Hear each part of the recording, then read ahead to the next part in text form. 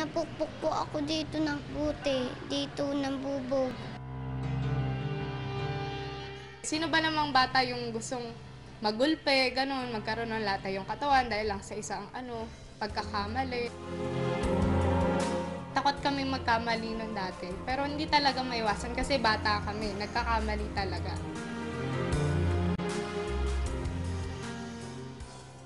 Doon po sa namin, doon sa cover court, may pesta po kasi doon eh. Nakita po ako, nakumpare ni Papa doon sa diyan. Sinabi ko po kay Papa na naniluod ako, tapos pinugbog kaagad ako ni Papa. Pinalo po ako ng sinturon. Kasi po gabing-gabi na po ako dumating. Kasi po alam ko pundasing si Papa Jack, kaya po ako hindi umuwi muna. Napukpok po ako dito ng buti, dito ng bubog. Nasa pangangalaga si Lea ngayon ng Sagip o Saklolo at gabay ng ina at pamilya. Isang crisis center at takbuhan ng mga naaabusong ina at mga bata sa Muntinlupa. 2 linggo pa lamang si Lea dito.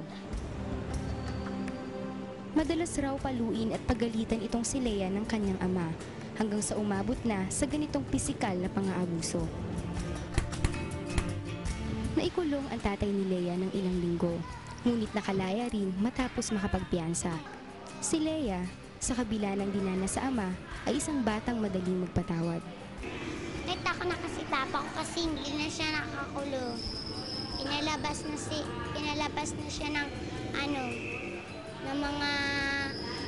mga pulis, pero babalik pa siya doon pag gusto ko pakulong si Papa, pero ayaw ko na. Kasi po naawa na ako sa Papa at sa mga kapatid ko, tapos doon kay Mami. Isa sa pinakalaganap at pinakakaraniwang uri ng child abuse o pang-aabuso sa bata ay ang corporal punishment. Ang pagpaparusa o corporal punishment ay ang paggamit ng pwersang pisikal na may layunin o intensyon na sakta ng isang bata, gaano man ito kagaan. Kasama rito ang di pisikal na forma tulad ng pagmumura, pagmamaliit at pagpapahiya.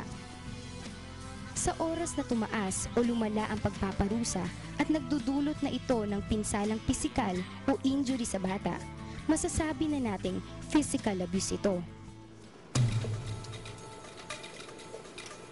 Ayon sa Save the Children Sweden, isang international non-government organization na nagsusulong ng karapatan ng mga bata, dumarami ang biktima ng corporal punishment.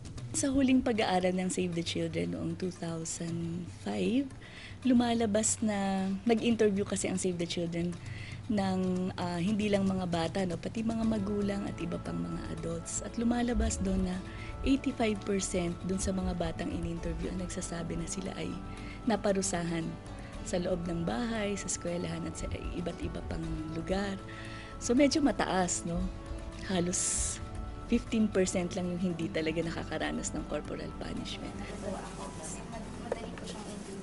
Pag sinabing corporal punishment, karaniwang iniisip ng tao ay ang simpleng pamamalo gamit ang tsinelas, hanger, walis, kawayan at kung ano-anong bagay. Pero ayon kay Ms. Cabeles, maraming uri ang corporal punishment.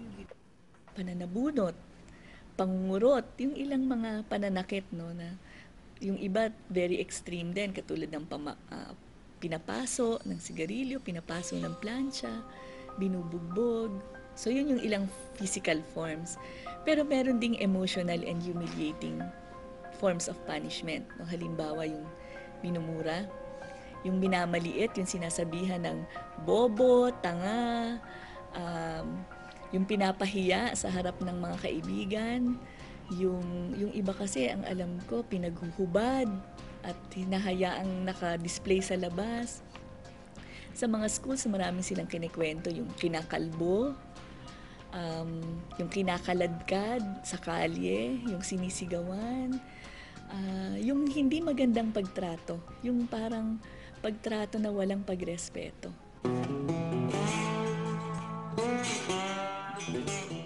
Malalim ang epekto ng corporal punishment sa bata. Nararamdaman nila na hindi sila mahal, nawawala ng tiwala at kumpiyansa sa sarili. Nasisira ang emosyonal at pisikal na pag-unlad ng bata. At dala-dala nito ang ganitong gawi sa kanilang pagtanda.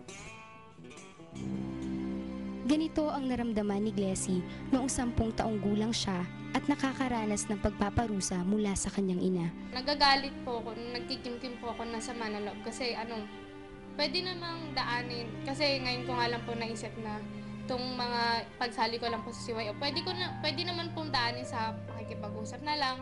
Kasi si mama kasi dati, pag dinidisiplina niya kami, yung tipong pinapalo po talaga kami. Talagang sa bahay lang sila umiiyak. Pero syempre alam ko masama yung loob nila sa akin. Hindi ako sumusuyo. Ganun ako dati. Wala akong suyo-suyo.